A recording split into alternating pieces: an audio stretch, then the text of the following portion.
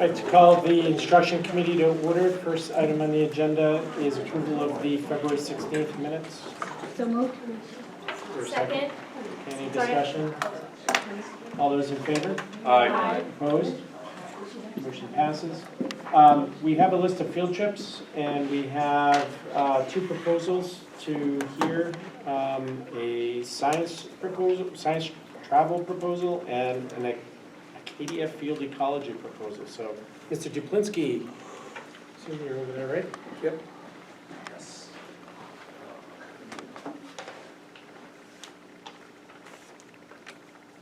Right. Looks like she's putting up something. Moving as fast as I can. Excellent. Well, I'll start. So, thank you for hearing from me. I am proposing that we offer a trip to Costa Rica through an outside company. We did this a few years ago in 2019. I think some of you were on the board at the time. And I believe before and after the trip, we came and talked to you about it. So I'd like to do the same trip again. The outside company is called the Ecology Project International. They're a US-based company out of Montana. And they offer trips to high school students that are science-based. And this particular course, I'm not sure Which one would you like me to put up? did I send you a PowerPoint or? This one? That's a PDF, but you can pull that up. That's fine. Yeah, one or the other? Okay. Yeah, that one's good. Sure. So what the students will be doing is they'll be participating in a course that's once again offered through Ecology Project International. We used them before, and they offer a 9-day course and a 7-day course.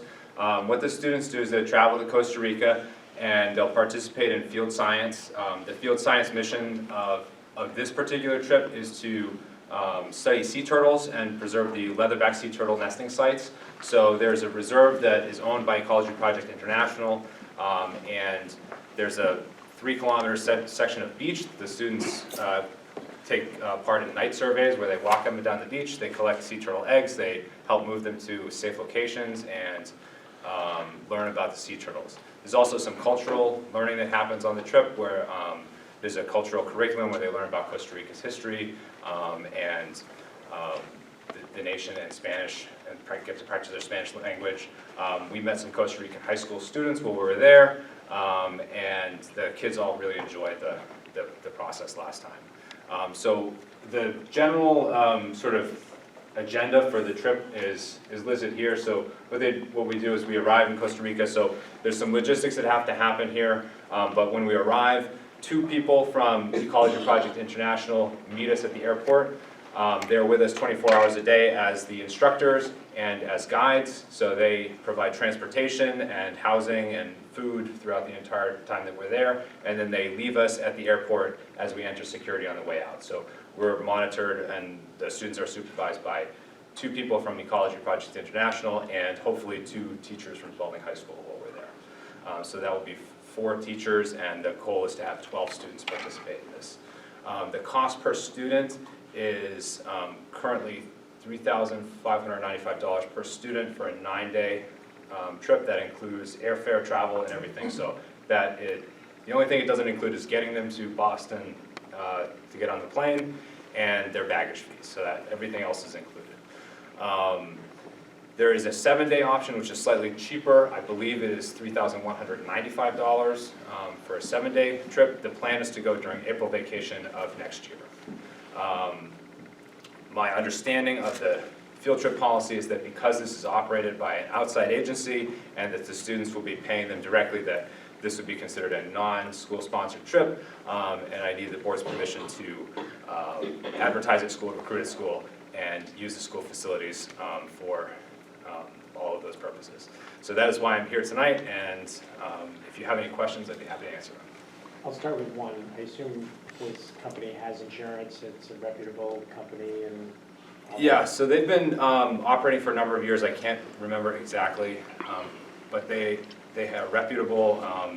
They have they don't provide trip insurance as part of that cost. So if the students will be responsible for providing trip insurance, and in terms of what their their liability is, I am not entirely sure. There's a lot of legal paperwork the students have to fill out before they go and sign releases and so forth. So I'm not entirely sure in terms of what that looks like. But I was impressed with them last time. They were very professional. They answer questions rapidly. Whenever I call, somebody answers the phone, whatever time of day it is. They have a 24-hour phone line for emergencies in case parents have a question or something is going wrong on the trip. During the course, the students are not allowed to have their phones. However, the instructors have their phones, and I kept the phone on me in case of emergency during that time. The people who are operating the trip while we are on site in the field are, at least one of them is wilderness first aid certified or higher, so some of them are EMT certified, so safety is really important. I was impressed with everything they did last time. They provided a curriculum for us while we were there, a science curriculum, and it was impressive. I was very happy with it. Any other questions? How will you be picking the 12 people? We're going to pick it based on student interest. If there are too many students, we will choose students who are enrolled in science courses, interested in science, and also enrolled in Spanish courses. So, Can I ask a follow-up? Yeah, So sure. let's say you were to get 14, could Yeah. you up it if you really needed to? Or we could bring 14, yeah. So the goal is to get 12. We could bring 14. I think we would cap out at about 15 or 16. Okay. Then we'd have to start making some cuts. And I think the criteria we would try to use is whether or not they're enrolled in science courses, whether or not they are enrolled in Spanish courses. And I am interested in having a mixed age group so that we don't have all seniors or all freshmen. So if that comes into play, we'd look at that too. And would your adults that would be going, would they be school staff or? I'm envisioning school staff, so I'm envisioning I would go and one other science teacher would go. And if I can't find a science teacher to go, then it'd be somebody else from the high school. One of the things that Ecology Project does is they help teachers and they want teachers to go. And so part of it is they're encouraging teachers to go, and they're going to ask probably Justin for a verification that we work there and that we've passed some background checks because they're very concerned with safety and things like that. So I think it's such a cool thing to be able to open up these kids, you know what I mean? Like, I'm a little jealous. Sea turtles are awesome. Oh, I mean, you know what, I'm just kidding. Not kidding. But I just think it's interesting, because some of these kids may not be able to get that kind of thing again, you know what I mean? You talk about vacation, I don't think anybody's gonna really go there. So I thank you so you're gonna be taking your time during next April vacation to take them. So it just speaks to our staff and how dedicated they are, and I just think this is amazing. International travel is certainly a key part of educational experience. It is. Any other questions, Mr. Karen? So you did this in 2019? that's correct. Yeah. No incidents or no issues or anything? No incidents or issues. No major incidents or issues. And that was COVID, or, It was the year before COVID, so, yeah, the only incident that happened, there was some weather that changed our flight plan, so that was out of anybody's control. And we dealt with it, we were on a flight the next morning instead of in the afternoon. So if that get approved, you have to start the planning process a year out as far as. Yeah, I'd like to start the planning. You're gonna need all their paperwork Yeah. in order and everything, so you're advertising it starting. As soon as possible, yes. So, Or do you have a question? well, I have a question, but then I'll have the motion. Are you fundraising for? I would like this? to fundraise, yes. So the plan is to operate some fundraisers. I think, so one thing about Ecology Projects is they are a nonprofit, so people can donate directly to them, so that's helpful for us when we're asking for donations that can be applied to our students. So if a business wants to make a donation, they can write a check directly to Ecology Project International. And since it is a nonprofit, they can get talk to their tax accountant. I can't give them tax advice. But anyways, it's a nonprofit and they can donate directly to them, but it will go to our students. So my turn. I'm just gonna let you know that this board really approves that stuff, and we never get told when there's fundraising, so feel Oh, free well, to I'll let us give you all know, the because money we right keep now. saying that and nobody tells us, so I mean, contact Mr. Pappas, because he thinks it's amazing. Go ahead. When do you plan on having the students picked on who's going? I would like to get that done within the next month so that we can start organizing the students as a group and start organizing fundraisers together. So does that mean you'll plan on reaching out to 8th grade as well? Because they'll be the upcoming freshmen. I think I'm going to limit it to current high school students, so current high school freshmen, sophomores, and juniors. Okay. Next year they'll be sophomores, juniors, and seniors. That's a good question. Oh, so I'm gonna make a motion that we approve the science travel proposal by Mr. John Duplinski, did I say that correctly? For next April. Is there any discussion? Seeing none, all those in favor? Aye. Opposed? Motion passes. Thank you for your time. Start your planning. Appreciate it. All right, Mr. Kelleher, you're up.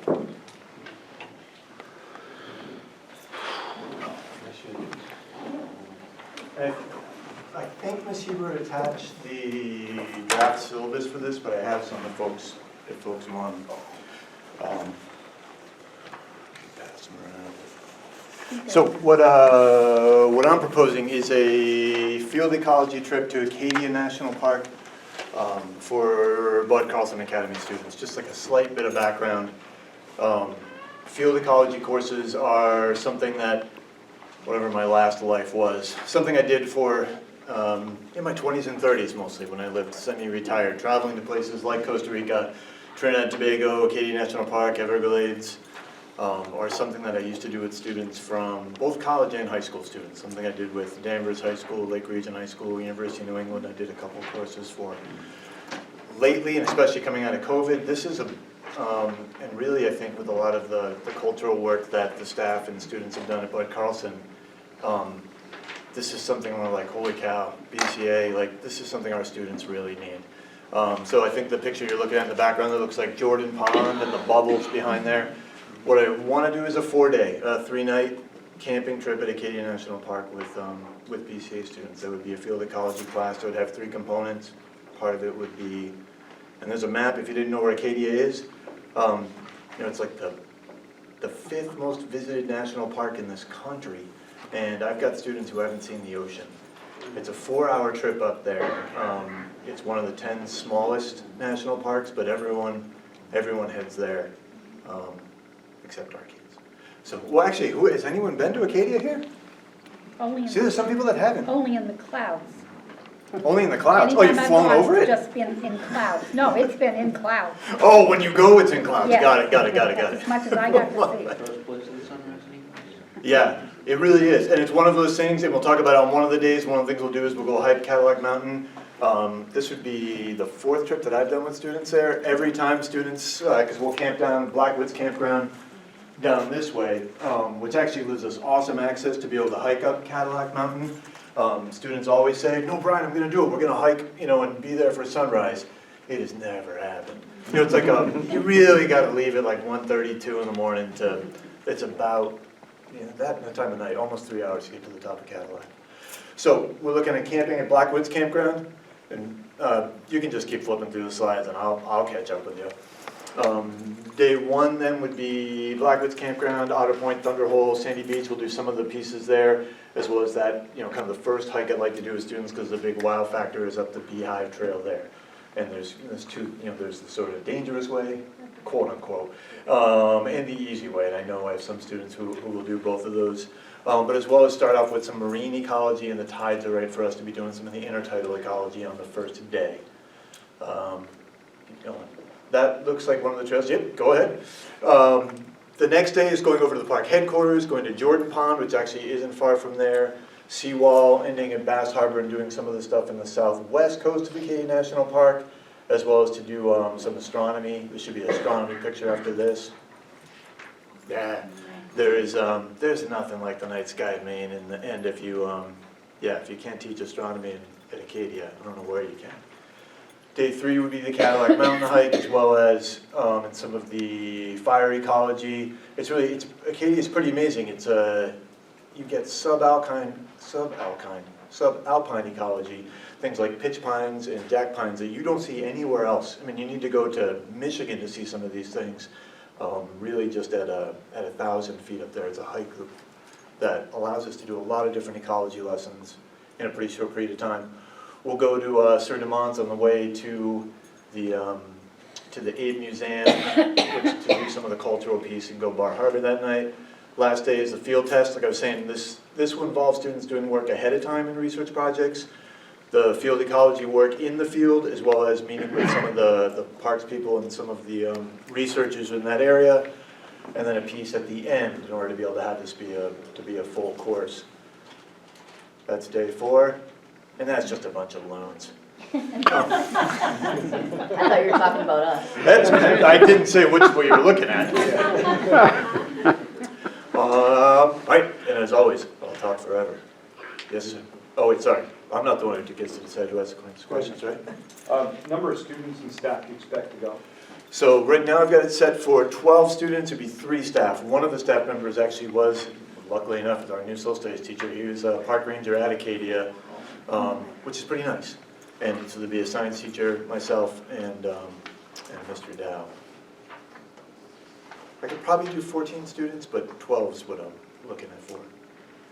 If I may, I assume you'll have males and females on the trip, so you keep them separate and all that Oh, yeah. fun stuff? Yeah, oddly right now, I have 13 females interested going and 1 male.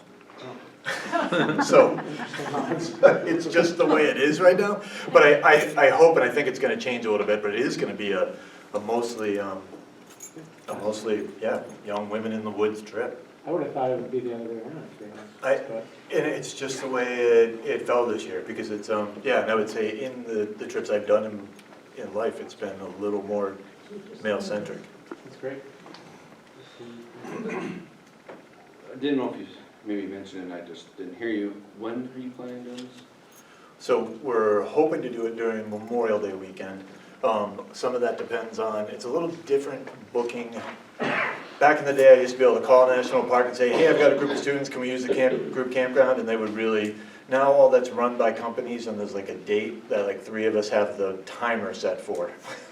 So if we get it during Memorial Day weekend, that would be the time I'd want to do it. If we're not able to get the group campground during that time, because we just didn't get online and push the buttons fast enough, we would look to do it late in June, probably after graduation, but before the end of the year. If we can't do it then, at the end of, after school's over.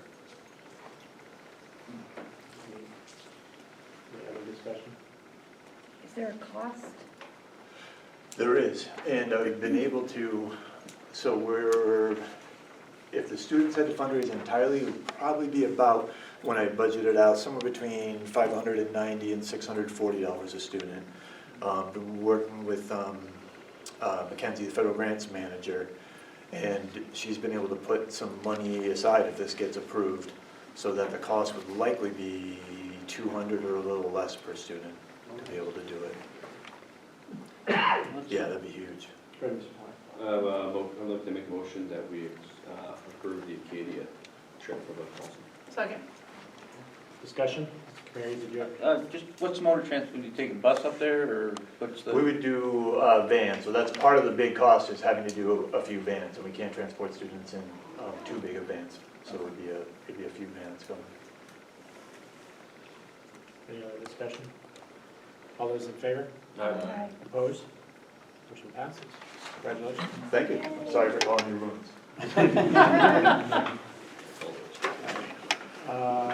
Same goes fast. Right. Yeah.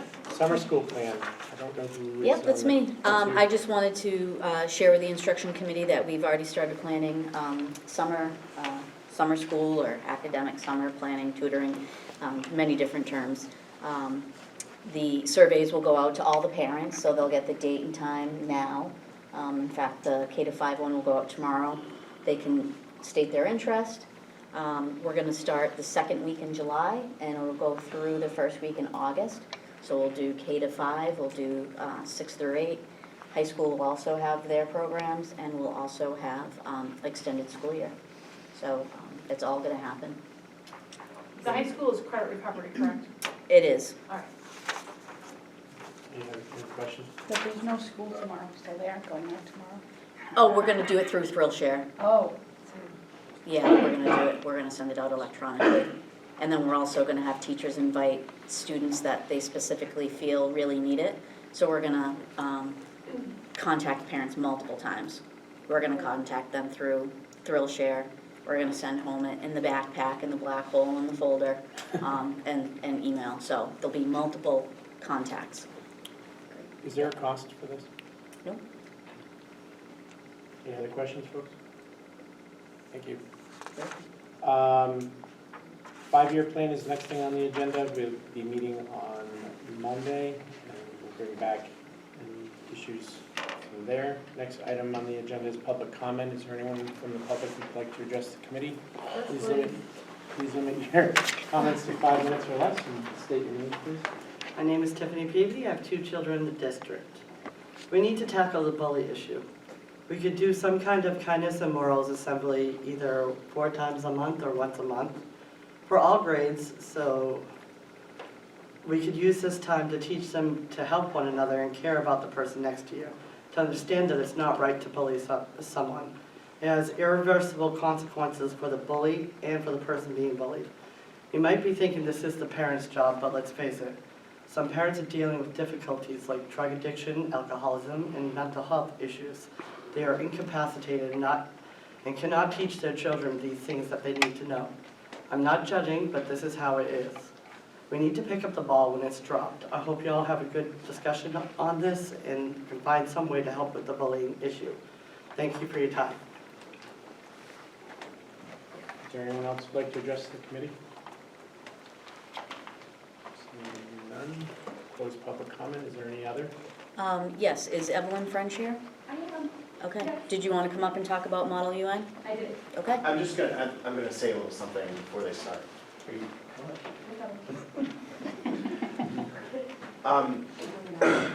Last year, or 2 years ago, right, Ty? Yeah.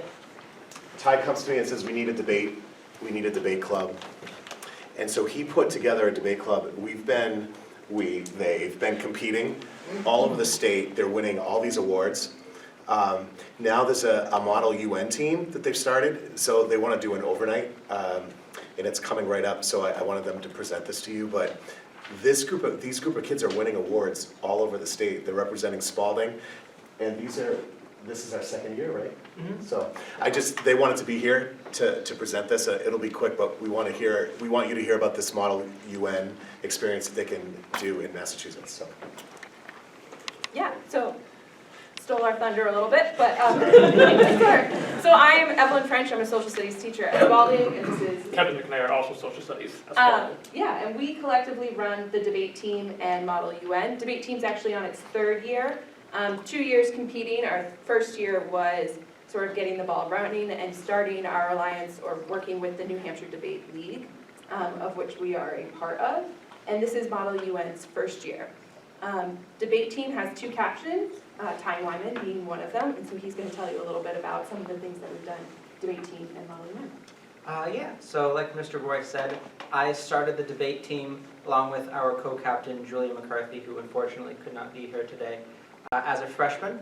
So before, we had never had a debate team. Spalding, in its history, it's never even been a thing. So when I proposed it, it was collectively sort of seen as a good idea and one that was sorely needed, especially when the surrounding schools in our area had one, and we really needed a bit of a school pride to get it started.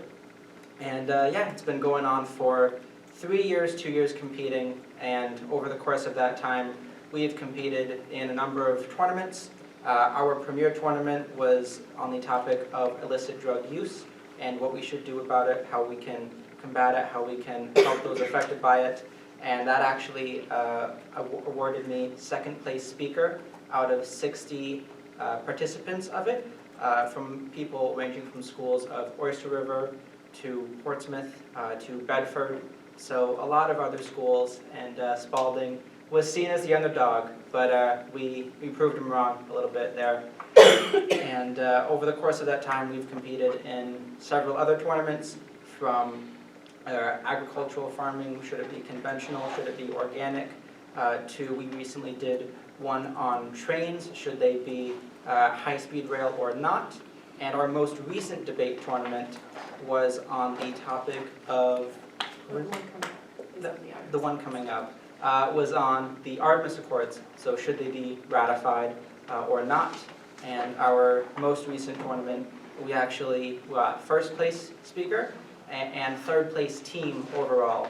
So not only are we still continuing to show up some other schools, but we've been actively improving and gaining experience as we've gotten better over time. So yeah, it's still going strong. I love it. Everyone on the debate team loves it. It's a good thing that we're doing, and we hope to continue it in the future. This is also kind of merged into Model UN, which started this year. We competed at UNH for the first time, which we won 4 separate awards that you can see on the screen there. And the students have led the drive to compete again this spring, so we're looking for permission to go to the University of Massachusetts in Lowell for a 2-day competition, so it would be an overnight trip for us, in which the students would represent the countries of the UAE and Poland, and they would be in 5 different UN committees divided up amongst that. So that is what we're seeking permission for. And it's there, and I have extra copies in case anyone needed our sort of overnight itinerary plan, procedures, etc. Go ahead. This is awesome, by the way, and I won't be in an argument with any of you.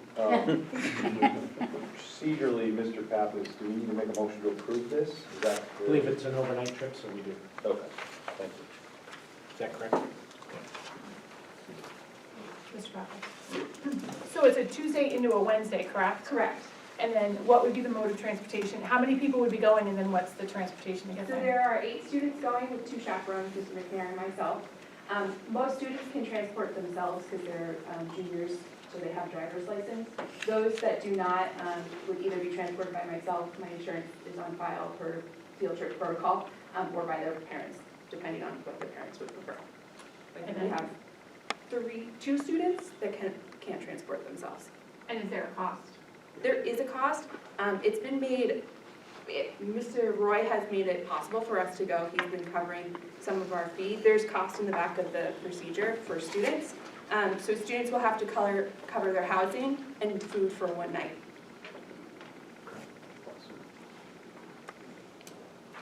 Any other discussion?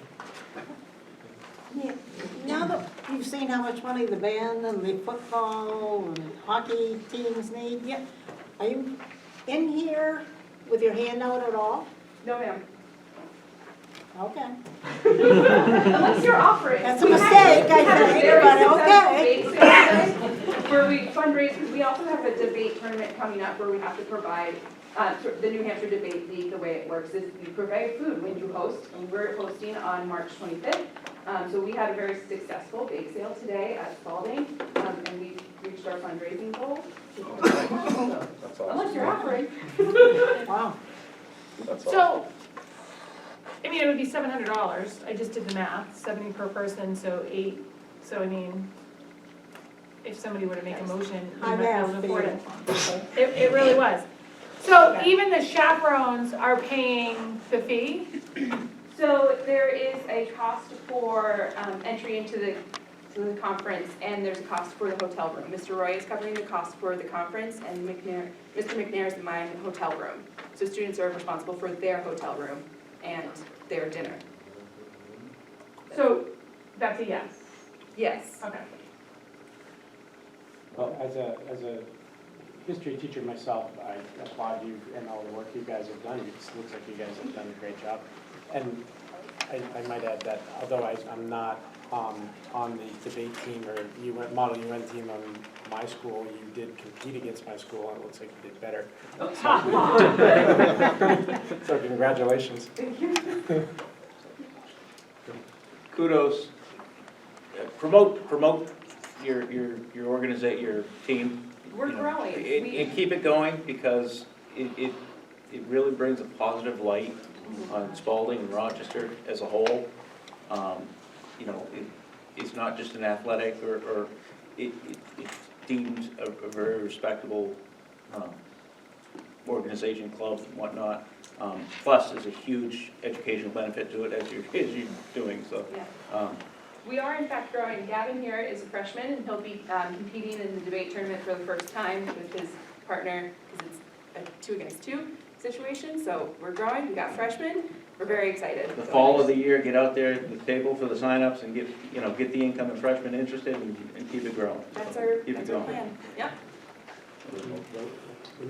So I'll make a motion that the Model UN Spalding High School debate team is allowed to go to the overnight competition at University of Massachusetts Lowell on April 4th to the 5th. Okay, discussion? All those in favor? Aye. Opposed?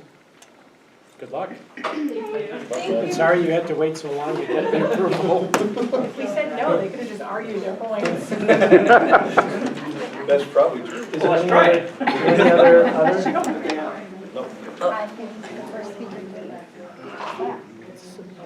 I'm sorry?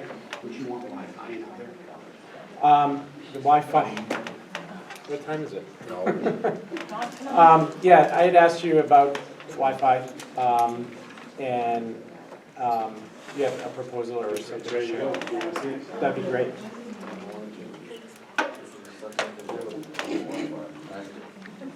Wow. It's just information, so.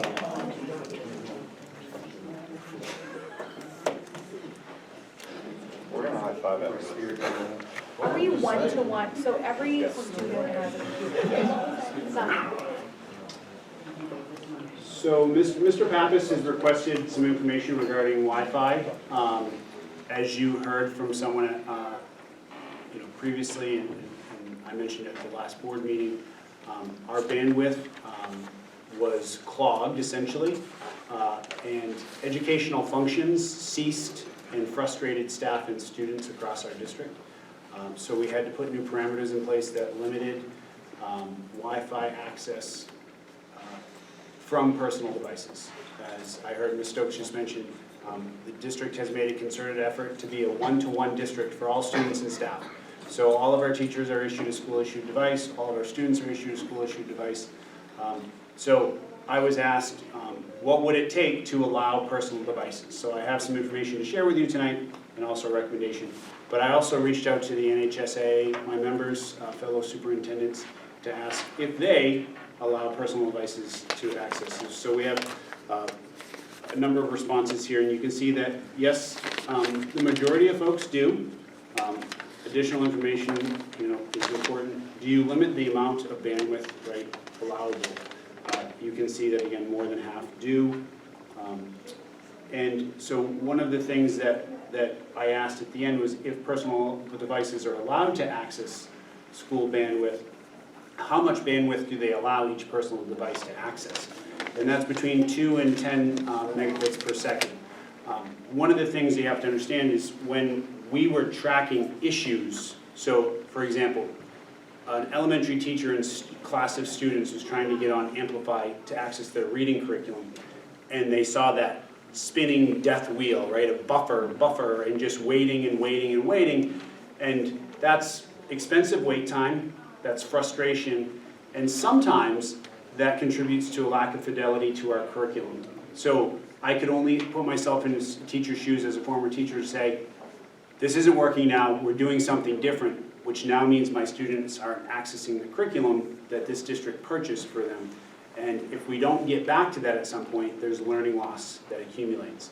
And when we tracked why that was the case, so that class of elementary students not getting access to the curriculum, it's because personal devices were on Netflix, YouTube, iTunes, downloading and streaming multiple non-essential, non-educational mediums during the instructional day. So if we want our bandwidth to be pure, right, it should be for educational and safety access, if you will. And you can see that the majority of districts that do allow personal bandwidth, you can't stream Netflix or download iTunes music for and really the death wheel should exist for folks doing that, not our students accessing curriculum. So I was asked about costs. And so to just bring high school students or staff to allow them to, we doubled the bandwidth, we doubled capacity from what it is right now, it would cost us $144,000 to do that. To double the bandwidth and Wi-Fi access across our district, it would cost $475,000. And these numbers are conservative estimates based on previous bids from CIC in the recent past. McClellan and RMS were one of the last schools to update their Wi-Fi network, so these numbers are about 2 years old, but they're the best approximation that we have right now. So my recommendation would be to stay put with where we are right now, because we're seeing educational access work seamlessly. But I would also recommend members of CIC to come to an instruction meeting. Ms. Hebert and I met with them today to kind of get some of the, how do I want to say this, Ms. Hebert? Some of the tech speak to make sense to the non-tech person, right? So we were in there about 35, 40 minutes, going all over the details, and they have a lot of great information to share, not only data, but again, future planning, because as we were talking, you think about East Rochester Elementary School, one of our prides, one of our best buildings in the district. That Wi-Fi network was built in 2014, 2015, and that Wi-Fi network is next up to be replaced and upgraded so that that school can continue to maintain the access to curriculum that way. So they have a projection of over time which networks need to be updated. Spalding High School is not far behind East Rochester for updates as well. So in their recommendation right now, spending the $144 to double the bandwidth would be kind of not in the best interest, because they would then need to upgrade the other half that exists currently. So I recommend that we ask some folks from CIC to share some very clear explanations. The other thing that is important to note, and it's the third bullet here, is the Child Information and Protection Act. If people access curriculum through personal devices, right, we can't track that. So we'd be out of compliance with SIPA. So we need to make sure that we're in compliance, because if we're not in compliance with SIPA, we would lose all of our federal dollars that we receive for educational technology. And so we could be audited. One of the tech workers today was sharing some college work that they had done, and the federal government is starting to audit some of these things, because as monies have been allotted through CARISA or CARES or ESSER, they're making sure that school districts are in compliance. So we would need to do that if we ever were selected to be audited as well. So I think it'd be a wise decision to bring some folks forward to share some more information. So yeah, I brought this up, I look forward to that, and I know that it just seems that knowing that this has been a problem for some time, and not having any solutions is difficult for me to accept, I guess, to some degree. And knowing that we have buildings where cell phone coverage does not penetrate through, like the high school. Like there are very few spots in the high school where you can even get a cell bar on your phone. I brought up the safety issue of students and staff, and you know, whether it's an intruder in the building or whether it's you know, a fight, or whether there's a medical emergency and you're relying on a button to be pressed at the main office and relying on someone to be there at that machine to get the message to call 911 because the cell phone doesn't work. And there are no phones in any room. So those are the issues that I brought up, and I look forward to talking to the CIC folks about all that and find out what the plan is to improve the high school so we can get Wi-Fi coverage in that building as well as any others in the building that might have restrictions on cell coverage. So. If I might just clarify, Wi-Fi access is not a problem, and neither is safety. I just want to make it very clear to everyone, safety is not a concern, because all of the safety sites and protocols between ourselves and the police department and first responders have been whitelisted. So whether it was a personal device or a school-issued device, anyone can access that at any time. And so CIC has done a wonderful job. Before we did anything to limit we made sure that those things work seamlessly with our first responders. So safety is not an issue.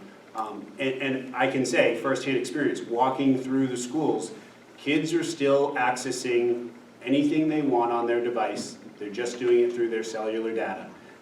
And so I know I pay for my child's cellular data, right?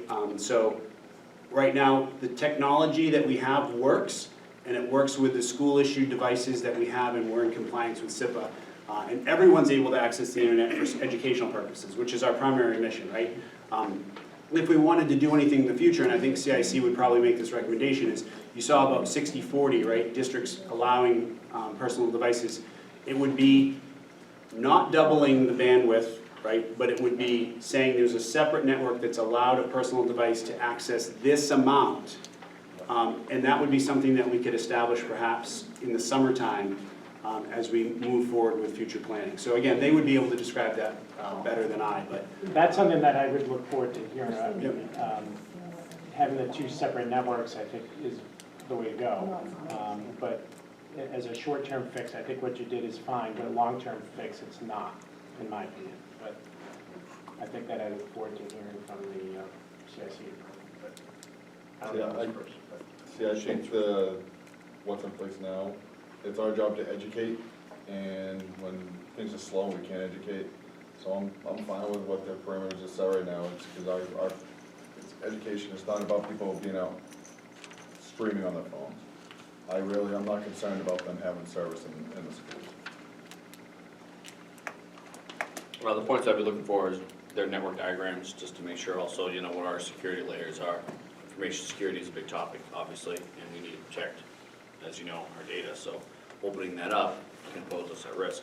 And then I know cell phone boosters are something that I know some companies are looking at, as they have that same situation going on. They have so much Wi-Fi with mobile employees now.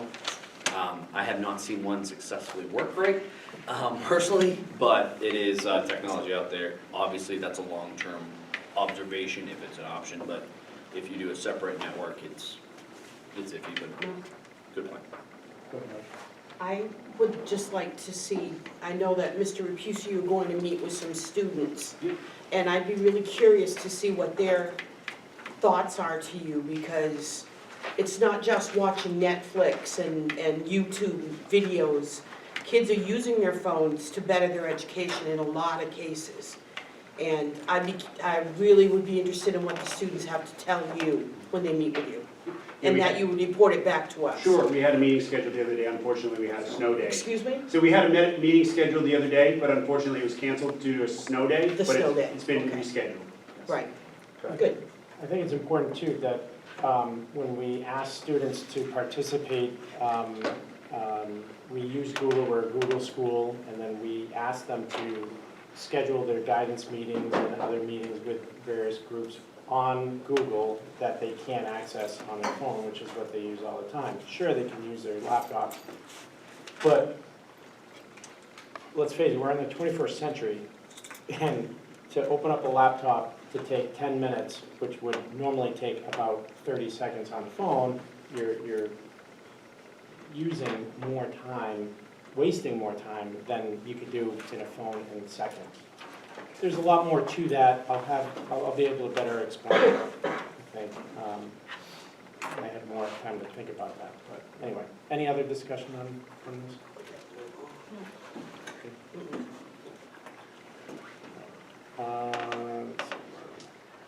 Make a motion to adjourn. Second. Any, all those in favor? Aye. Opposed? Thank you.